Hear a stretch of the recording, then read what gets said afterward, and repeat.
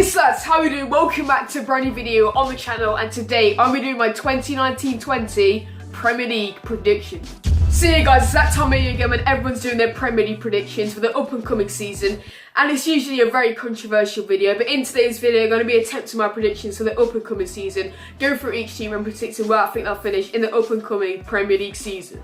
Before we get into today's video guys, as the Premier League season is edging ever closer, it's only a couple of days away from starting, I have set up a fancy Premier League for you guys to join. I'll put the league code on screen right now, so add that up and get yourself into the SPORTSA league. I know I mentioned it in the other video, but you need to head over to Fantasy Premier League, the official Premier League website. I'll put a link down below in the description to that. Get your squad, you have 100 million to pick 15 players in your team. Then go over to the league section, add up the SPORTSA league, obviously the code earlier on in the video, and there'll be links to all that in the description down below. If you guys need any help, let me know, I'll help you out, I'll help you join the SPORTSA league guys. I will be doing videos on it, so why the hell not join? Type the code in and you can join the official SPORTSA league. Make sure you leave a like if you go on to enjoy today's Premier League content video. That is the best thing you can do to help support the channel. And see you guys, make sure you drop a like down below on today's video. Make sure you subscribe to the channel to see my face on your screen for the freshest Leicester City content on YouTube. And I just want to say thanks for 500 subscribers guys. We're halfway to the 1k aim, so yeah, make sure you subscribe if you're new to the channel, but 500 subscribers means the absolute world to me guys. Make sure you turn on my channel post notifications so you never miss any future videos on the channel. My social medias will be down there and over there. Links to them also will be in the description guys. But yeah, let's get into my Premier League predictions for the 2019-20 Premier League season. So yeah guys, I'm going to be starting off in 20th place. I'm going to be going through each team, giving my opinion, why I put them in that position and so on, and then working my way all the way to first position in the Premier League. Before we get into it, obviously you've got to put 3 teams in the relegation zone, and if I put your team there and you think they won't finish there, or I put someone first and you think they'll finish third, don't try not to get triggered at me. This is my opinion guys, so yeah, if you want to let me know your opinion, feel free to let me know in the comment section down below. But this is my opinion, and if you think I'm wrong, fair enough. But yeah, this is what I think will happen in the league, not you. But if you want to let me know your table predictions in the comment section down below, feel free to do that. So yeah guys, starting off in 20th place, I've gone with the newly promoted side of Sheffield United. I think they'll be heading straight back down to the Championship. The brand new players such as Phil Jagielka, Ollie McBurney, Dean Henderson and Ravel Morrison, but I don't think it's enough. Obviously you got the Premier League experience of Phil Jagielka, but is he going to really play? He's like 34, 35 years old, and I think he's going to be too old to be consistently starting Premier League games. He might play the odd game here and there, but I think he's in there more to like cheer up the players before the games with that experience in the dressing room and things like that. But is Ollie McBurney really got the Premier League experience? Yeah, he's a decent striker in the Championship. Played for Swansea last year, he did alright, he's nothing special. Is he going to cut it in the Premier League for them this season? And also Dean Henderson is a pretty decent goalkeeper. I hope Sheffield United can stay up, but I just don't think it's enough for them this season. They're bringing Leroy Rousset from Bournemouth as well, and there's obviously a reason why he didn't start for Bournemouth. I don't know what that is, but yeah, I don't know with Sheffield United this season. I think it's going to be a hard season for them. Obviously they might be able to grind some results here and there, but I don't think they have enough players. I don't think they've invested enough into their squad for the up and coming season, so that's why I put them in 20th place. So now into 90th place, it's already got very controversial. I've gone with Brighton and Hove Albion to finish 90th place this Premier League season. Obviously they sacked Chris Hughton, the Brian Graham Potter, and then those two managers played completely different styles of football. Obviously Brighton are bringing Trossard, a young tricky winger, the Mbappé from Brentford a couple of days ago, which looks alright, but to be honest, they finished the season very poorly last season. They were lucky to stay up at the end of it. In 2019 they were absolutely awful. They started the season pretty well, but I think the changing of style from Chris Hughton to Graham Potter is a big difference for Brighton. I don't think they have enough players to fit into that style. Obviously the more defensive Duncan Duffy in defence, and like it's built around, it's a Chris Hughton side and it's not a Graham Potter side, so I think they're going to struggle just like they did last season. But yeah, maybe if they bring in a few more players to suit Graham Potter's style, but I don't think it's enough for Brighton to stay up this season, so I'm going to go with 19th for Brighton. So yeah guys, on to 18th, the final place in the relegation zone, and I've gone with newly promoted side Norwich City. Similar reasons to Sheffield United, they haven't strengthened too much in the transfer window. They're bringing Patrick Roberts from Manchester City, which is a decent signing. Farman's a decent goalkeeper, but is it enough? Obviously Timu Pukki, is he going to cut it in the Premier League this season? He's a very good Championship player, but we don't know, is he going to perform in the Premier League this season? That is the thing, we don't know about Norwich. They haven't got too many Premier League experienced players, and saying that, Farman and Patrick Roberts don't have the much Premier League experience. Obviously Roberts is on loan from Man City or something. Farman's a decent German goalkeeper, but is it going to be enough for Norwich to stay up? I just don't think it is for Norwich. I think it's going to be tight, but I don't think they have enough Premier League quality. They have a good manager, but I don't think it's going to be enough for Norwich to stay up this season. Norwich in 18th. So now in 17th place, just escaping the relegation zone, I've gone with Newcastle United. They're bringing Joe Linton and St Maximin. I butchered that name big time. But yeah, obviously Rafa Benitez has gone and they're bringing in Steve Bruce. Steve Bruce, of all people they could have brought in, and I've just given 40 million to spend with Steve Bruce on Joe Linton when Mike Ashley didn't give it to Rafa Benitez, which blows my mind, to be perfectly honest. But I think the signings of Joe Linton and St Maximin are just going to be enough to keep the Geordies up this season. It's not going to be a very good atmosphere around St James's Park this season with Steve Bruce. Obviously, some Newcastle fans are on about boycotting the games this season, and they already want Steve Bruce out, which is pretty crazy.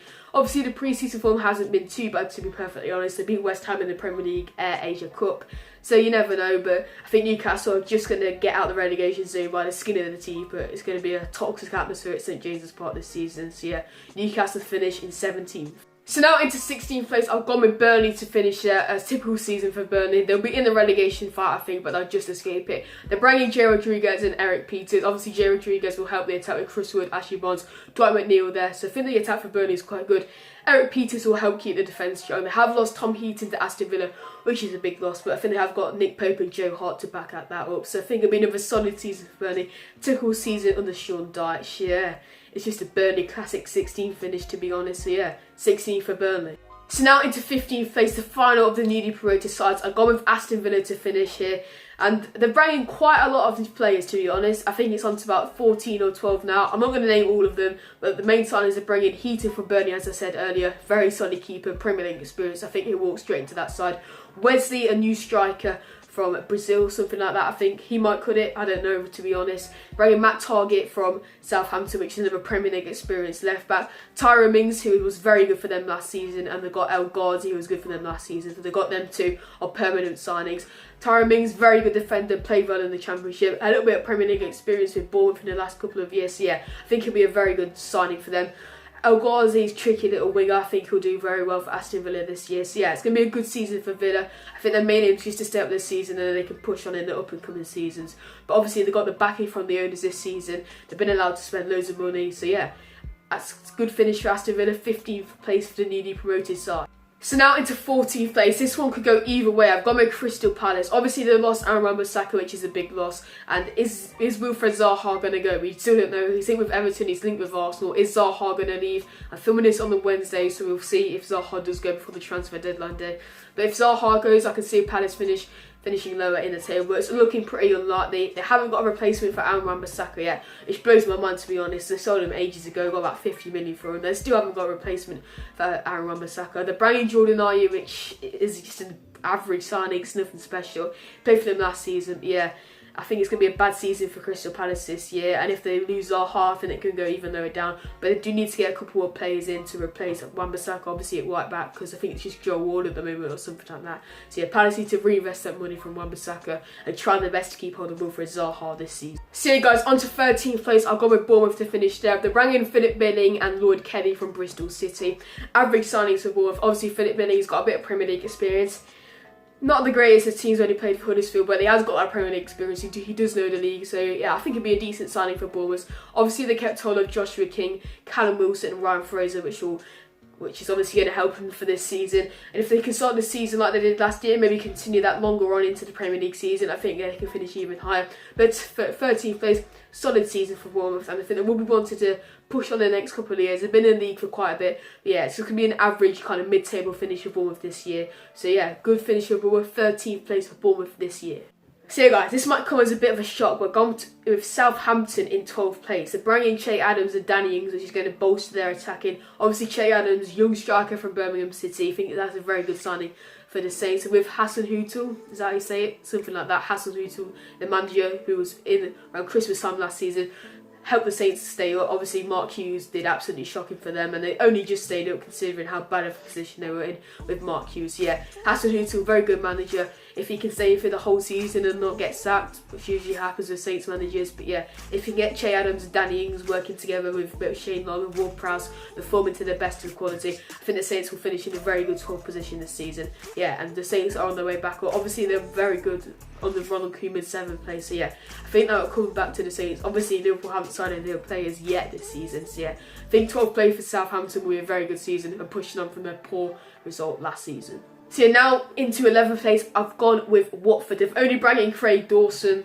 Yeah, Craig Dawson, which isn't the most exciting signing. They kept hold of Gerard Deulofeu, Troy Deeney and Roberto Pereira, which is very good for Watford. I think they'll have another good season like they did last year. They finished 11th last season, and just like last year, if they could finish 11th, do good in one of the cups. Probably not lose 6-0 in the final to Manchester City, but yeah, good manager. I like Javi Garcia, is a very good manager. Maybe if they bring in a few more attacking flair and bolster their defence, I think it'll be a very good solid season for Watford once again. So yeah, Watford to finish 11th. So yeah guys, now it gets very difficult to predict. We're into the top 10 and smack bang in the middle of the Premier League table this year. I've gone with West Ham United. They're bringing Fornals and Haller, which is a very good signing. Obviously Fornals, tricky winger. Haller, good German striker, I think from the Bundesliga last season, performed very well. I think that's a good signing for West Ham. Obviously replacement for Marco Arnautovic, who left for a Chinese team. Definitely doesn't want to go for the money, but yeah, Arnautovic, good to get him out of the club. He wasn't performing, he's a bit of a snake to be honest. So yeah, Haller and Fornals in, it's going to be a solid season for West Ham. If they can bring in a few more players under Manuel Pellegrini, obviously Felipe Anderson, if he can form as well as he did last season, I think they could possibly finish higher, but I think 10th place for West Ham this year will be a good season under Manuel Pellegrini, and I'm fancying them to do pretty well in one of the cups this year. Early prediction in there, West Ham to finish 10th and maybe do well in one of the cups, but yeah, West Ham to finish 10th. So yeah guys, now on to 9th place, I've gone with Wolverhampton Wanderers. Obviously they are in the Europa League this season, but I don't think that's going to hinder them as much as some people are saying. I think it's going to be kind of second season syndrome in the Premier League. They're still going to do good, obviously. 9th place is a very good finish for them. They signed Raul Jimenez and Dendoncker on permanence after their loan spells last season where they performed very well, especially Raul Jimenez, who was a very good striker for Wolves last season. But yeah, I think it's going to be an average season for Wolves this season, but just like West Ham, I fancy them to do well in one of the cups, or maybe Wolves to do really well in the Europa League, you never know. They have a very good squad, maybe a little bit more depth needed for the Europa League. They're bringing in Real Madrid right back on loan and things like that, I don't really know, but yeah, they're bringing in a few Spanish players, which is obviously going to help them throughout the Europa League, and yeah, they're going to need a lot of squad depth if they do get quite far into the Europa League this season. But yeah, 9th place finish for Wolves, good season for Wolves, and I fancy them to do pretty well in the Europa League this year. So yeah guys, now into 8th place, I've gone with Everton. Obviously they're bringing Moise Kean from Juventus, which is a very good signing in my eyes. They are close to signing Wilfried Zaha. We don't know if that's going to happen yet. They signed Andre Gomez on a permanent as well, and they've signed Fabian Delph and Lossell, which is good. Obviously Delph with lots of Premier League experience, he's going to help them out in the midfield after the loss of Gisagana game. Obviously Andre Gomez on permanent is a very good signing for Barcelona.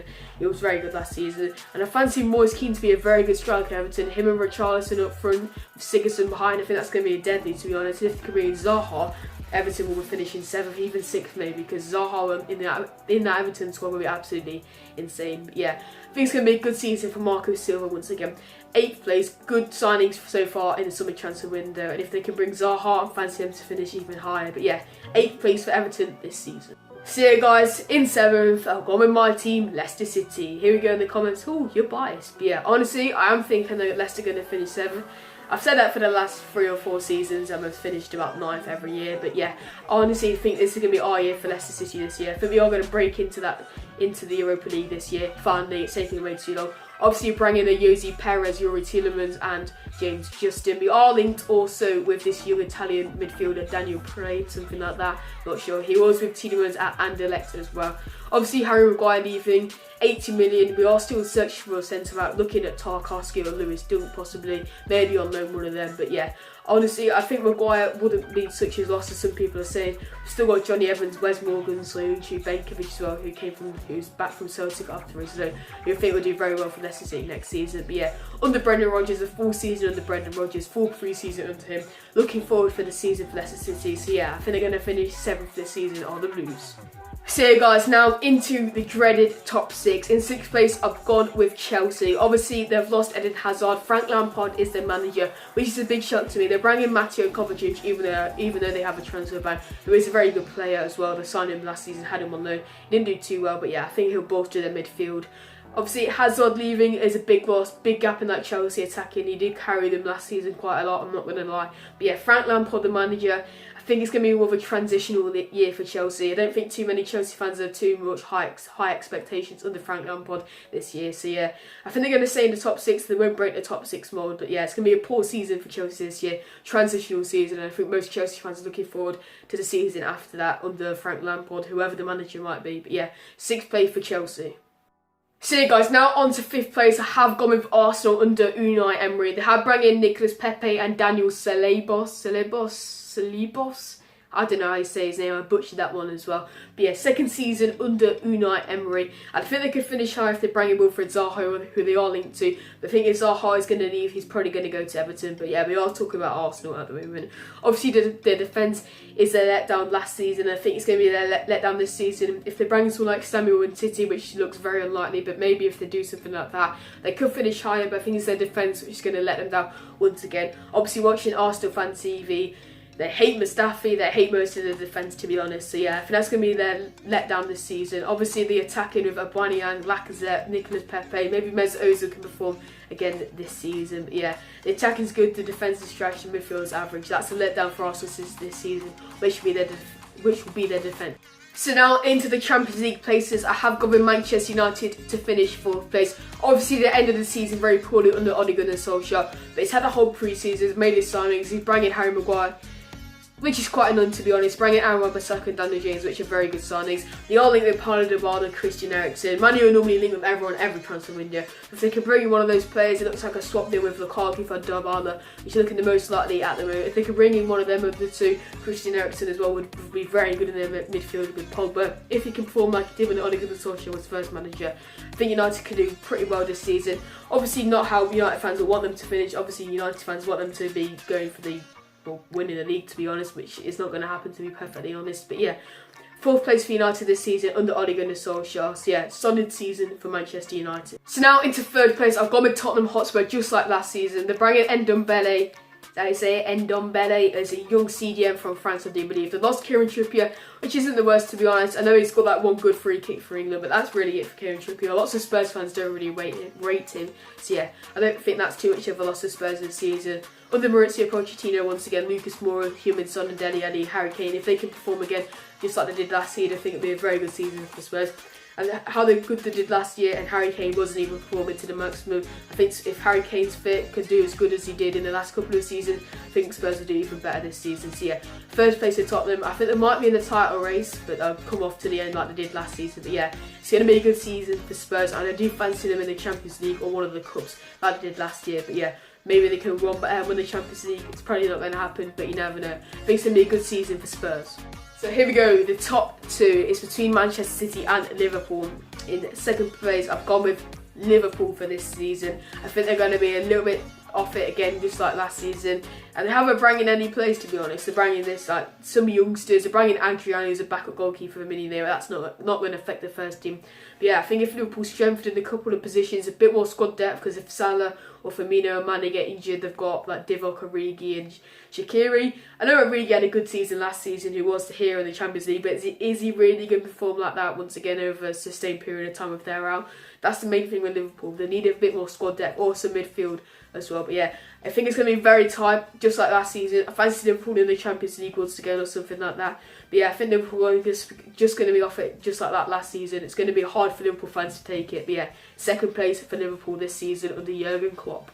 So yeah, guys, into 1st place to win the Premier League 3 times in a row, I have gone with Manchester City under Pep Guardiola. If they do that, that'll be absolutely incredible. The Brian Rodrigo, how you say it, I don't know, centre mid from Atletico Madrid, which is going to bolster their midfield. Obviously, like Kevin De Bruyne, who wasn't even fit for last season. If he's back firing, I think Manchester City could run away with the league, but I think it's going to be tight between them and Liverpool, like I did say. But yeah, 3 in a row for Manchester City, I do think. If Raheem Sterling and Sergio Aguero can perform how they did last season, Man City squad is absolutely insane and mental, and I can't see them not being in the top 2 for the next 3 or 4 years. Their team's absolutely incredible, so that's why I think they're going to win the league once again. But yeah, guys, that's been my Premier League predictions for the 2019-20 Premier League season. Another long video again. I think it's over 20 minutes by now, but yeah, hopefully you did enjoy today's video. And if you're watching this far, you're weird and you're a legend at the same time, to be honest, guys. I don't know why you watch 20 minutes of me yabbering on about the Premier League, guys. Make sure you leave a like if you did enjoy today's video. Subscribe if you haven't already. Just want to say thanks to 500 subscribers once again, guys. That does mean absolute well. Turn on my channel post notifications so never miss any future videos on my channel, guys. Bye bye, SPORTSA, and I'll see you all in my next video. Peace.